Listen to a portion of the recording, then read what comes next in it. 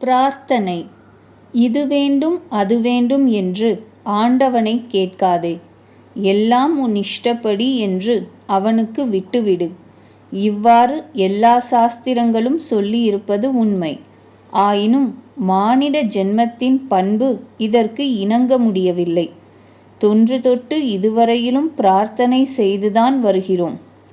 எல்லாம் உன்னருள் உன் பொருள் என்று வாயால் சொல்லி வந்த போதிலும் உள்ளத்தில் எண்ணியும் பிரார்த்தித்தும் வரும் முறை இதை எனக்குத் தா, அதை எனக்கு செய் என்றே நடந்து வருகிறது. ஆண்டவனுடைய செயலும் பண்பும் நம் அறிவுக்கு எட்டாதபடியாலும் எது நன்மை எது துன்பம் என்பதை நாம் சரியாக முற்றிலும் அறிந்து கொள்ள முடியாதபடியாலும் எல்லாவற்றையும் அவனுக்கே விட்டு விடுவது மேலான முறை. இதில் சந்தேகமில்லை. ஆன போதிலும் சேத்தனம் பெற்றிருக்கும் உயிர்கள் ஒருவரோடு ஒருவர் பேசி சம்பாஷணை செய்வது போல் ஆண்டவனிடமும் சம்பாஷிப்பதில் குற்றம் ஒன்றும் இல்லை. அதுவே இயற்கை செயல். உள்ளத்தில் உள்ளதை ஆண்டவனிடம் சொல்லிவிடுவதில் என்ன தவறு? தினமும் ஒருவேளையாவது ஈசனோடு பேசி அழுது விளையாடி சம்பாஷித்து வருவோமேயானால் நம் உள்ளமும் பேச்சும் செயலும் துப்புரவு அடையும். பிரார்த்தனையின் பயனாக உள்ளத்தின் அழுக்கு நீங்கி சுத்தம் அடைகிறது என்பதில் ஐயமில்லை.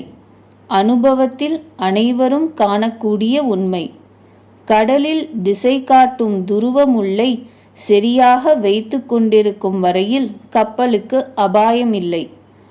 காந்த முள் எப்பொழுதும் துருவத்தை நோக்குவது போல் மனம் இடைவிடாமல் ஆண்டவனை நோக்கியே நின்றால் வாழ்க்கை எனும் கப்பல் கரையை போய்ச் சேரும். பயமில்லை.